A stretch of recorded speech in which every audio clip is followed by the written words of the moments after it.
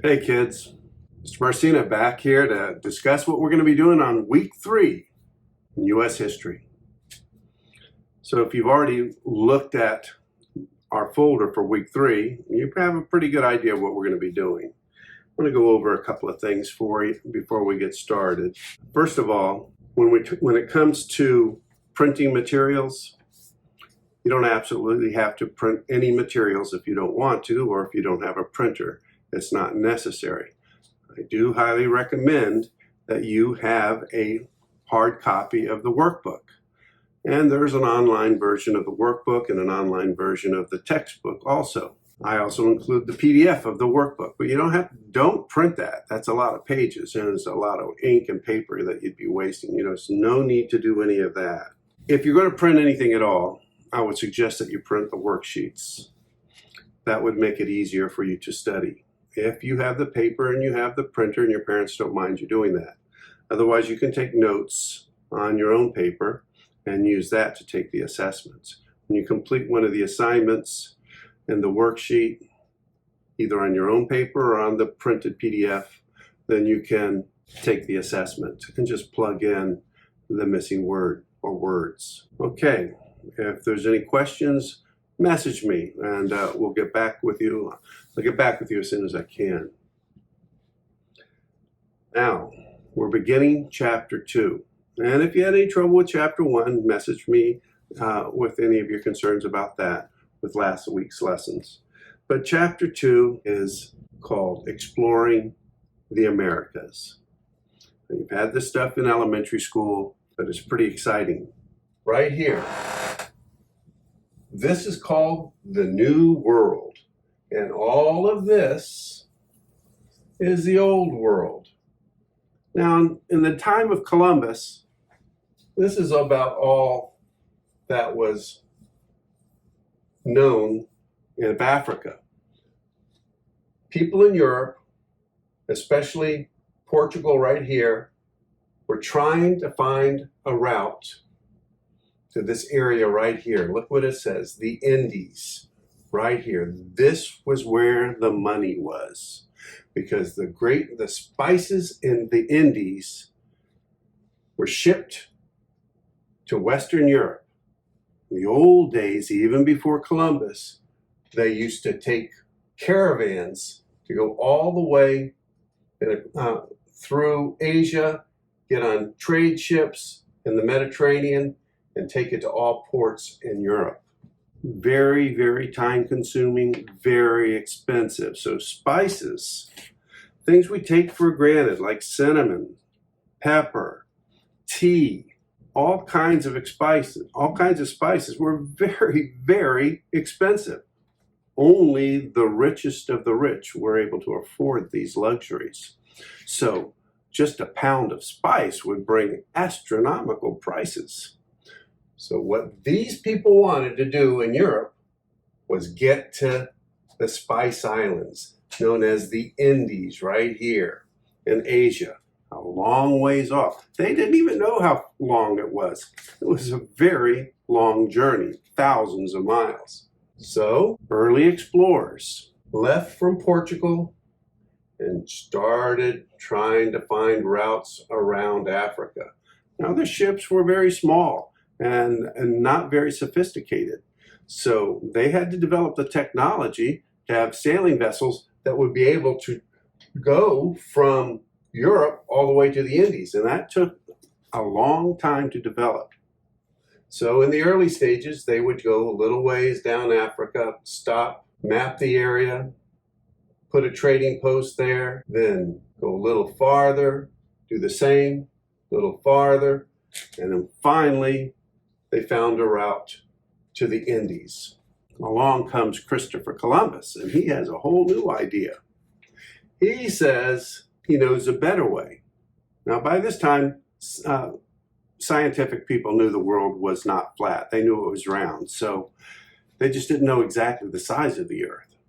Christopher Columbus tries to get permission to sail west across the Atlantic to get to the Indies over here. One problem.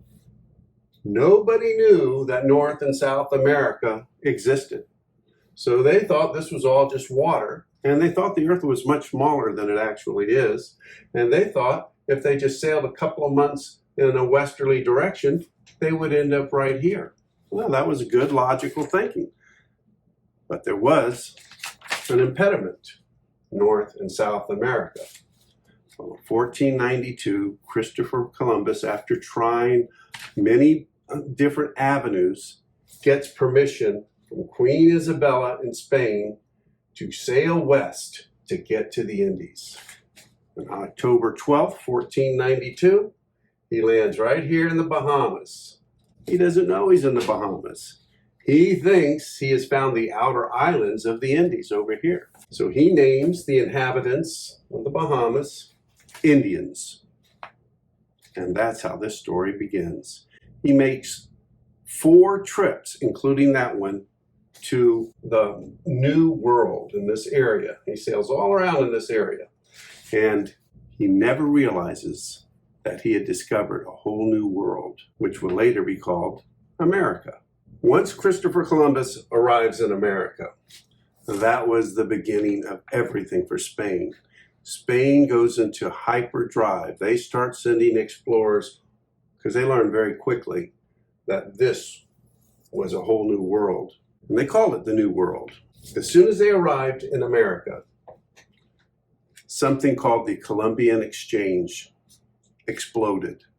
And that is the exchange of goods, germs, and ideas between the Old World and the New World. And if you look at the map on page 42 of your workbook, you can just see all the animals and foods and plants that were brought to America from Africa and Europe, and all the goods that Europe and Africa received from the New World. For example, when you think of pizza, what's the major ingredient on a pizza? Tomato sauce.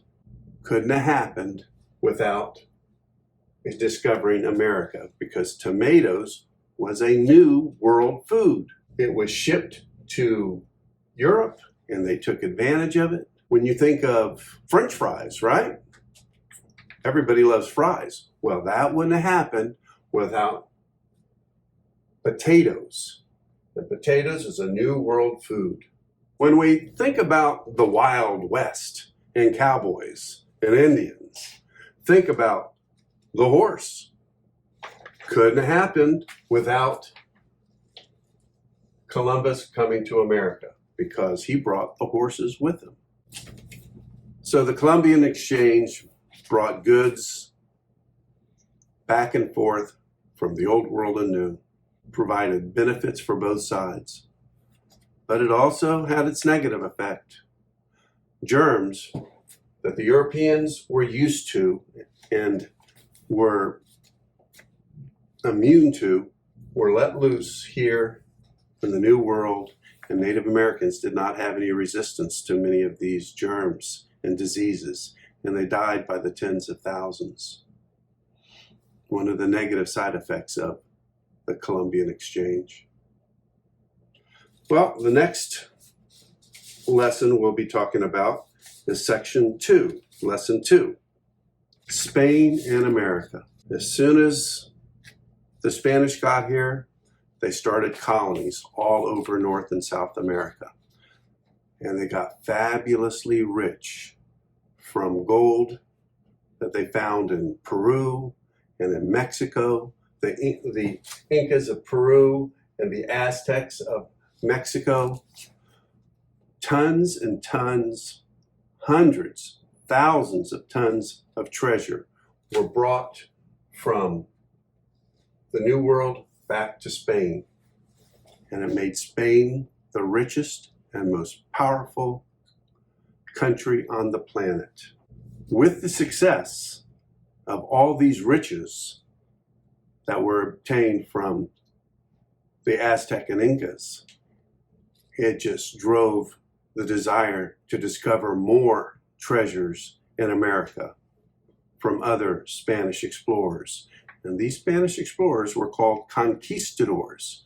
That means conquerors.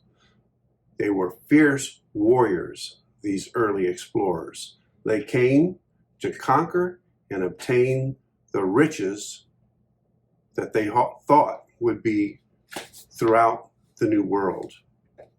A few were successful, but most of these expeditions ended in disasters, the cost of many lives, both Native Americans and Europeans.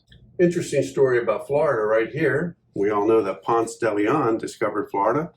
He was searching for wealth, and he was also searching for that famous fountain of youth. When Ponce de Leon landed in Florida, he gave Florida its name. He called it La Florida. It was, when he landed in Florida, it was about the same time as a celebration that was taking place in Spain called the Feast of Flowers. And he thought Florida was an abundance of flowers. So he called Florida La Florida, for the land of flowers. The book says it a little differently. But he was also looking for that fountain of youth, because the New World was shrouded in mystery. Anything could be true. So why not a fountain of youth? A brook where water flowed freely and the people that drank from it would be restored to their youthful beauty and health. Well, a little caveat to that story. One of the sailors, an older man, he's out looking for the fountain of youth, but he gets lost.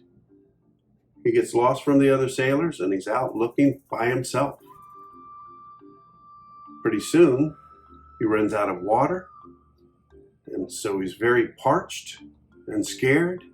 He's lost his trail back to the boat. Hours and hours go by. He is dying of thirst, literally. The sun, and you know how hot it can be in Florida, was baking down on him. He ends up crawling on his hands and knees through the thick brush, and finally he hears the sound of a bubbling brook. He goes closer and closer, and he finally sees the water flowing freely from some rocks. He splashes it in his face, and it was very refreshing. Right away, he feels revived. He takes a sip of the water, and he feels stronger. He dips his canteen into the water, and then all of a sudden, he knows the way back to the shore. He rushes back to the shore, but it was too late. Ponce de Leon's ship is sailing off into the sunset. He yells out, "Ponce! Ponce, come back! I believe I found that fountain of youth." But it was too late. Ponce sails away, and the sailor, who is now a young man because of his refreshing drink of water,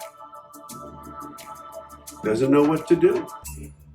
But he does have the water, and he drinks it year in and year out, and he stays relatively young and healthy.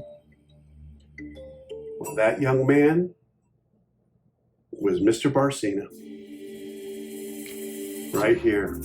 Now today, the water isn't working quite as well as it used to, but I'm still around teaching at Braden River Middle School. So Monday and Tuesday, you're going to do lesson 1. Wednesday and Thursday, lesson 2, and the assessments for both of those lessons. And on Friday, there's an interesting video, about 18 minutes long, about Spanish explorers, and a short assessment for that. If you have any questions, message me. Have a great week, and we'll talk again soon.